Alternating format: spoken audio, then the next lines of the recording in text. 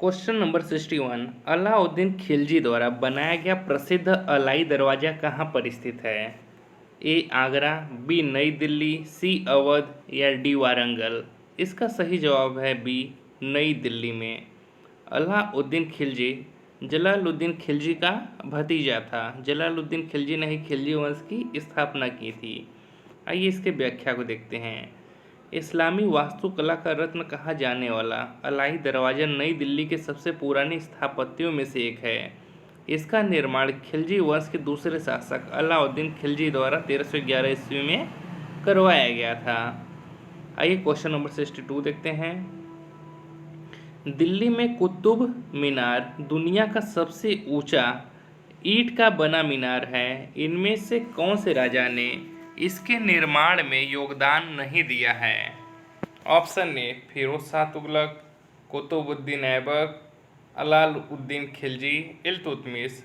इसका सही जवाब है दोस्तों अलाउद्दीन खिलजी। गुलाम वंश की स्थापना कुतुबुद्दीन ऐबक ने की थी और इसी ने कुतुब मीनार बनवाने का नींव रखा हुआ था। इसके बाद गुलाम वंश के दूसरे शासक बने इल्तुतमिश ने इसके निर्माण कार्य को पूरा करवाया तथा फिरोज शाह तुगलक ने, यह तुगलक वंश का शासक था जिसने इस मीनार की यानी कि कुतुब मीनार की मरम्मत करवाई थी। यानी कि इसके निर्माण में 3 शासकों का हाथ था, कुतुबुद्दीन ऐबक, इल्तुतमिश तथा फिरोज शाह तुगलक, जबकि अलाउद्दीन खिलजी का इसमें कोई योगदान नहीं था। आइए क्वेश्चन नंबर 63 देखते हैं कि तारीख ए फिरोज शाही के लेखक कौन हैं? ए जियाउद्दीन बर्जी, बी हसन निजामी, सी इसामी या डी इब्न बतूता। यह ग्राम विकास अधिकारी 2018 में पूछा गया प्रश्न है। इसका सही जवाब है ए जियाउद्दीन बर्नी। ठीक है दोस्तों, क्या है? ए जियाउद्दीन बर्नी। आइए इसके देखते हैं। जियाउद्दीन बर्नी एक इतिहासकार था। यह अलाउद्दीन खिलजी, मोहम्मद बिन तुगलक और फिरोज शाह तुगलक के शासनकाल का जिक्र किया है। इसकी प्रसिद्ध कृति तारीख ए फिरोज शाही है जिसमें अलाउद्दीन खिलजी की आर्थिक नीति की व्यापक जानकारी मिलती है। आइए क्वेश्चन नंबर 64 देखते हैं कि निम्नलिखित में से कौन दिल्ली सल्तनत के इतिहास का लेखक नहीं था? ए अब्बास खां शेरवानी, बी अमीर खुसरो, सी जियाउद्दीन बर्नी या फिर डी मिन्हज उस सिराज। इसका सही जवाब है दोस्तों ए अब्बास खां शेरवानी। यह क्या है? दिल्ली सल्तनत के इतिहास का लेखक नहीं था। कौन? अब्बास खां शेरवानी। आइए इसकी व्याख्या को देखते हैं। अब्बास खां शेरवानी मुगल काल का लेखक है। इन्होंने अकबर के आदेश पर तारीख ए शेरशाही फारसी भाषा में लिखी। इसमें शेरशाह के जीवन चरित्र और शासन प्रबंध पर प्रकाश डाला।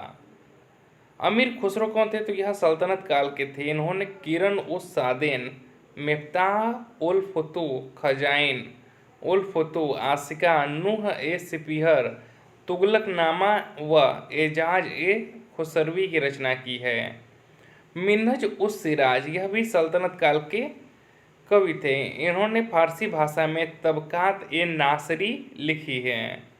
तथा जियाउद्दीन बर्नी कौन है? तो यह सल्तनत काल कि ये भी हैं तथा इन्होंने फारसी भाषा में तारीख ए फिरोजशाही व फतवा ए जहादीरी लिखी है, जहादारी लिखी है।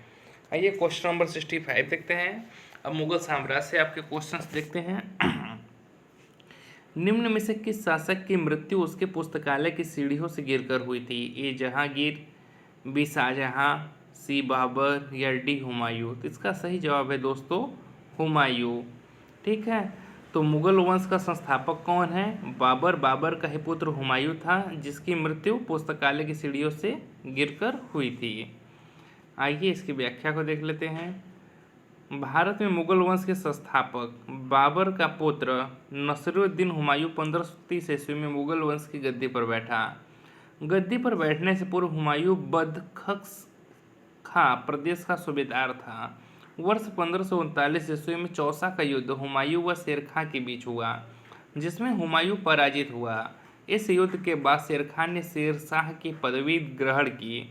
इसके बाद बिलग्राम यानी कि कन्नौज के युद्ध में 1540 ईस्वी में हुमायूं एक बार फिर शेर खां से पराजित हुआ और वह सिंध चला गया, जहां पर 15 वर्षों तक निर्वासित जीवन व्यतीत किया। 1555 ईस्वी में हुमायूं ने पंजाब के सूर शासक सिकंदर शाह को पराजित कर पुनः दिल्ली की मुगल वंश की गद्दी पर बैठा। वर्ष 1556 में हुमायूं की मृत्यु उसके दिन पनाह भवन में स्थित पुस्तकालय की सीढ़ियों से गिरकर हो गई थी। आइए क्वेश्चन नंबर 66 देखते हैं। किस वर्ष बाबर ने सुल्तान इब्राहिम लोदी को पानीपत की लड़ाई में पराजित किया? ए 1527, बी 1526, सी 1525 या फिर डी 1524? इसका सही जवाब है बी 1526 में।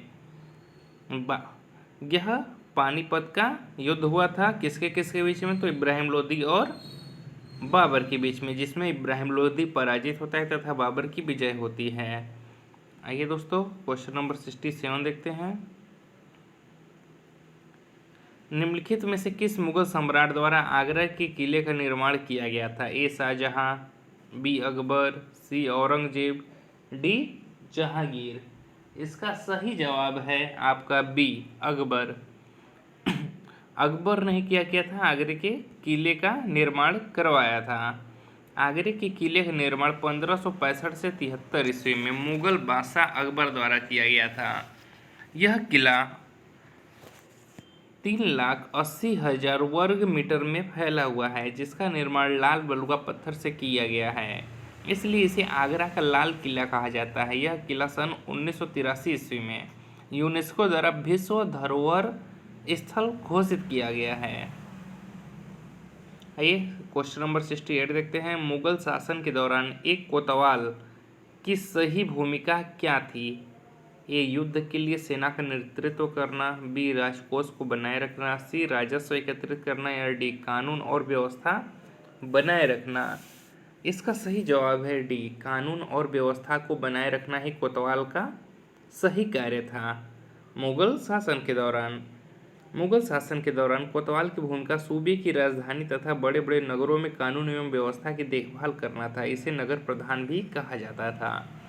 आइए क्वेश्चन 69 देखते हैं। क्वेश्चन, बिहार राज्य के सासाराम शहर में निम्नलिखित किस प्राचीन सम्राट का मकबरा स्थित है? ए बहादुर शाह जफर, बी अलाउद्दीन खिलजी, सी शेर शाह सूरी या डी कुतुबुद्दीन ऐबक? इसका सही जवाब है दोस्तों आपका सी शेर शाह सूरी। ठीक है, किसका? शेर शाह सूरी का। आइए इसके व्याख्या को देखते हैं कि बिहार राज्य के सासाराम शहर में शेर शाह सूरी का मकबरा है। यह मकबरा एक तालाब के बीच ऊंचे चबूतरे पर बना है। यह मकबरा हिंदू एवं मुस्लिम वास्तुकला का मिश्रण है। आइए क्वेश्चन नंबर 70 देखते हैं। मुगल वंश के पहले सम्राट बाबर ने अपनी देसी भाषा चगताई तुर्की में अपनी आत्मकथा लिखी है। इस पुस्तक का नाम क्या है? ए मुगलनामा, बी बाबरनामा, सी बाबर मुबारक या डी बाबर बिहाया?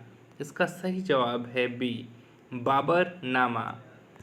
आइए इसके व्याख्या को देखते हैं कि मुगल वंश का वास्तविक संस्थापक जहीरुद्दीन मोहम्मद बाबर तुर्कों की चगताई शाखा से थे, जिसका संबंध मंगोल नेता चंगेज खां से है।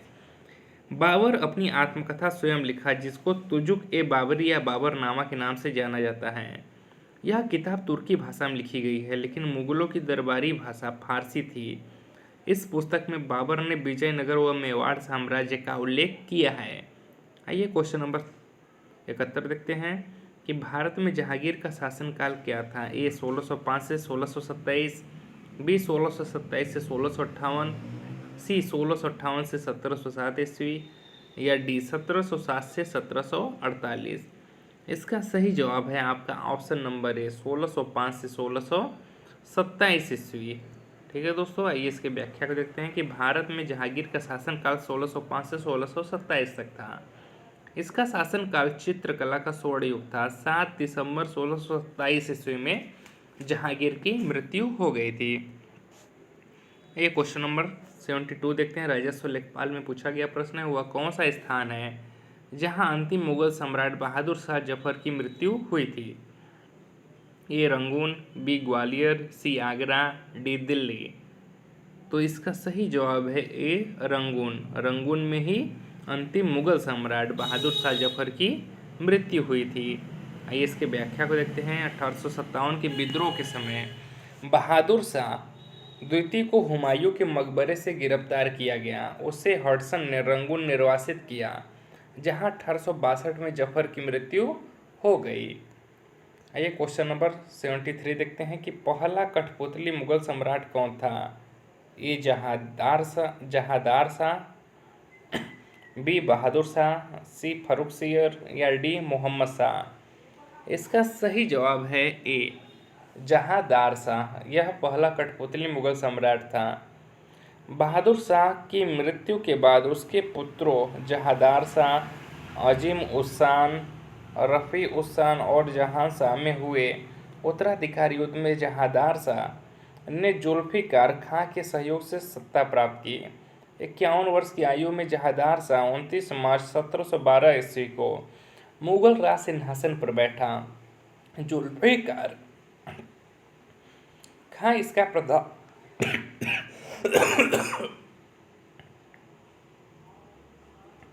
जुल्फ़िकार खां इसका प्रधानमंत्री नियुक्त किया गया। जहादार शाह जुल्फ़िकार के हाथों का कठपुतली बनकर रह गया। जहादार शाह के शासनकाल में प्रशासन की पूरी बागडोर जुल्फ़िकार खां के हाथ में थी। जहादार शाह ने लाल कुंवारी नामक वेश्या को शासन में हस्तक्षेप करने का अधिकार दे रखा था। लोग इसे लंपट मूर्ख कहते थे। अजीम उस शान के पुत्र फर्रुखसियर ने सैयद बंधुओं के सहयोग से जहादार शाह की हत्या कर दी थी। आइए अगला क्वेश्चन देखते हैं। Question number 74। विश्व की प्रसिद्ध मोर सिंहासन के निर्माण और उसकी लाल किले में स्थापना निम्न में से किस मुगल शासक ने की थी। ए शाहजहां, बी जहांगीर, सी अकबर या डी बहादुर शाह प्रथम। तो इसका सही जवाब है दोस्तों ए शाहजहां। किसने? शाहजहां ने किया था। आइए इसके व्याख्या को देखते हैं। विश्व प्रसिद्ध मयूर सिंहासन के निर्माण शाहजहां ने करवाया था। पहले यह आगरे के किले में था, बाद में इसे दिल्ली के लाल किले में स्थापित किया गया था, जिसे यहाँ से लूटकर नादिर शाह अपने देश ईरान ले गया। शाहजहां के शासनकाल को मुगल स्थापत्य कला का स्वर्ण काल भी कहा जाता है। शाहजहां के द्वारा बनाई गई प्रमुख इमारतों में दिल्ली का लाल किला, दीवाने आम, दीवाने खास, दिल्ली की जामा मस्जिद, आगरे की मोती मस्जिद व ताजमहल हैं। आइए दोस्तों क्वेश्चन नंबर 75 देखते हैं। अकबर के दरबार में प्रसिद्ध कवि थे। ए बीरबल, बी तुलसीदास, सी रहीम खान या डी बैरम खान। तो इसका सही जवाब है सी रहीम खान। आइए इसकी व्याख्या को देखते हैं कि रहीम खान का पूरा नाम क्या था। अब्दुल रहीम खान खाना अकबर के दरबार के प्रसिद्ध कवि थे। इनका जन्म 17 दिसंबर 1556 को हुआ था।